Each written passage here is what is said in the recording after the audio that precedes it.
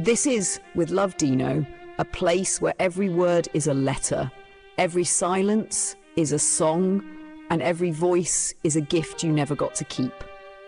Let's begin tonight's letter.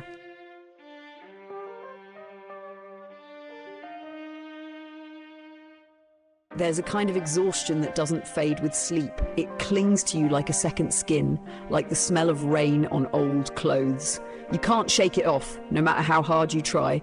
I thought by 35 I'd have something to show for my life. Not fame, not fortune, just a sense of being okay. But here I am, sitting on the bathroom floor at 2 a.m, staring at a crack in the tiles, wondering how I got here. You know that feeling, don't you? When you're scrolling through your bank account and the numbers blur because your eyes won't focus. Or when you lie awake, replaying every mistake like a broken record. If only I'd taken that job. If only I'd left sooner. I used to think burnout was something that happened to other people, the overworked, the unlucky. But then, one Tuesday morning, I cried over spilled cereal. Not because of the cereal, of course, because the milk pooling on the counter looked like my life, wasted, seeping into nothing. And the worst part, no one noticed, not my co-workers, not my friends. I'd mastered the art of I'm fine, smiling through meetings, laughing at jokes I didn't hear. But inside, I was drowning in silence. Maybe you've been there too. Maybe you're there right now. There comes a morning when your body simply refuses. I remember the exact shade of grey the sky was that day. The kind of dull, lifeless colour that makes everything feel heavier. My alarm went off at 7 a.m. like it always did, and like always I reached to silence it. But this time, my hand froze in midair. Just 5 more minutes, I whispered to no one. 5 minutes turned into an hour, then 2. Outside, the world moved on without me. Cars honked. Neighbours laughed. The coffee machine in the apartment next door hissed its familiar rhythm. But I stayed there, curled under the weight of my own breath, staring at a crack in the ceiling that looked like a lightning bolt, or maybe a fracture. The texts started piling up. Running late? Everything okay? Hello? Each notification made my stomach twist tighter. I imagined my phone sinking to the bottom of a lake, taking all those expectations with it. By noon, I drafted 7 different excuses in my head: food poisoning, migraine, family emergency. But the truth was simpler and more terrifying. I just couldn't. For years, I'd been running on fumes, convincing myself that exhaustion was just part of being an adult, that everyone felt this hollow. But that day, the engine finally sputtered out, and the shame came crashing in. Shame for calling in sick when I wasn't. Not in the way people understand. Shame for the unwashed dishes piling up in the sink, for the unpaid bills on the counter, for the way my reflection looked like a stranger's.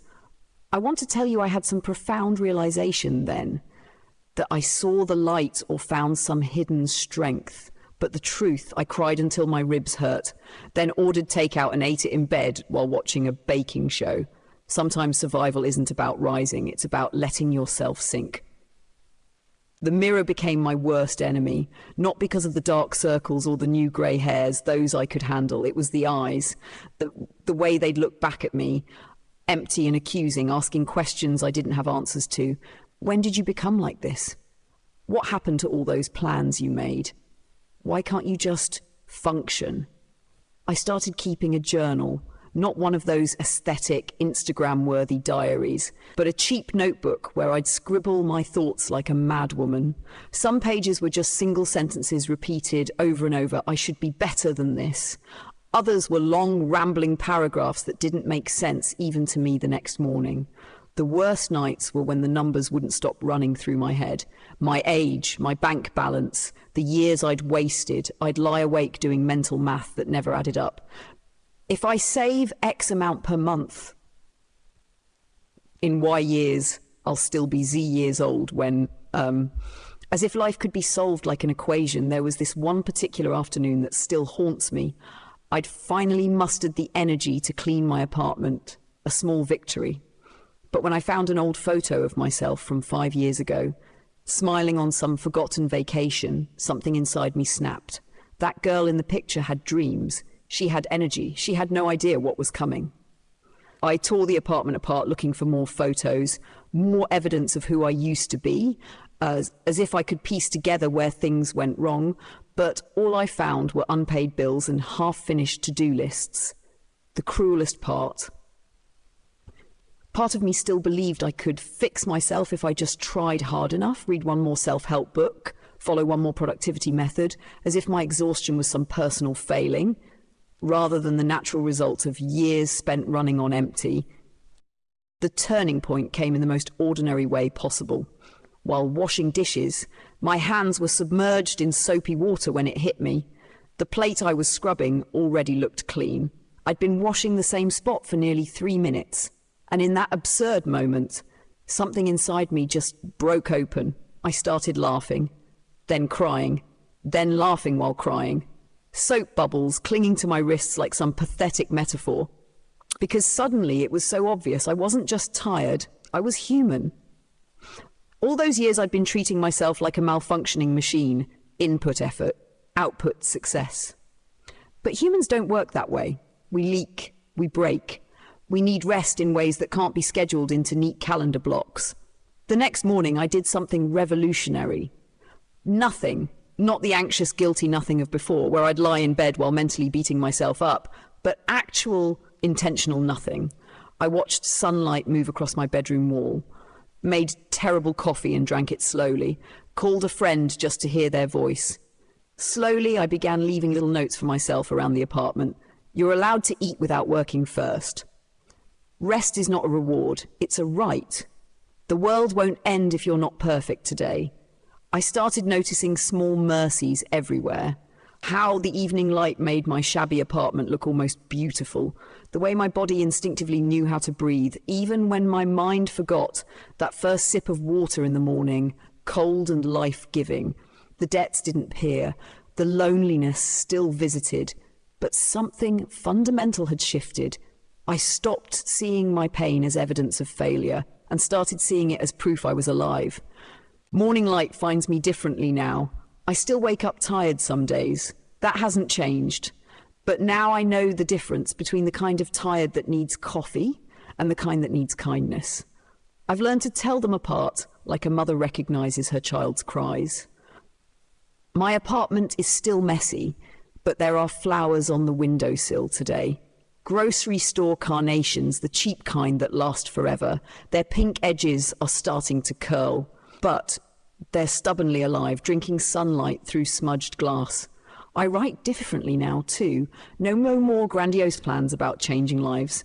Just truth-telling. Small confessions sent out like paper boats. Today I cried in the cereal aisle because they discontinued my favorite brand. Sometimes I still check my ex's Instagram while eating ice cream straight from the tub. I'm 35 and still don't know how to fold fitted sheets.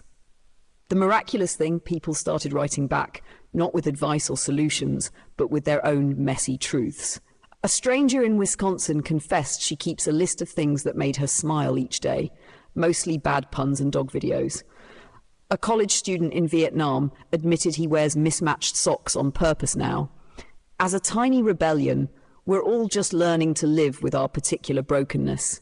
Some nights, when the old fears creep back in, I open my notebook and write letters to my younger self. Dear 25-year-old me, that job you're killing yourself for, you'll quit in 3 years. The heartbreak you think will destroy you, it becomes a story you tell friends over drinks. The dreams you're so afraid of failing, you'll outgrow half of them and discover better ones. P.S. Start therapy sooner. I don't have a perfect ending for you. My life still looks nothing like I imagined at 20. But there's a new kind of beauty in that, like finding wildflowers growing through concrete.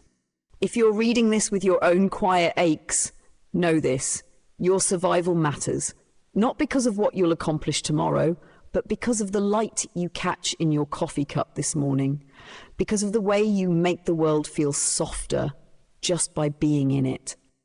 And if these words found their way to you at the right moment, if they made you feel a little less alone in your particular darkness, well, there's a coffee button below. Not because I have answers, but because sharing our broken pieces is how we remind each other The cracks are where the light gets in. With love, Dino.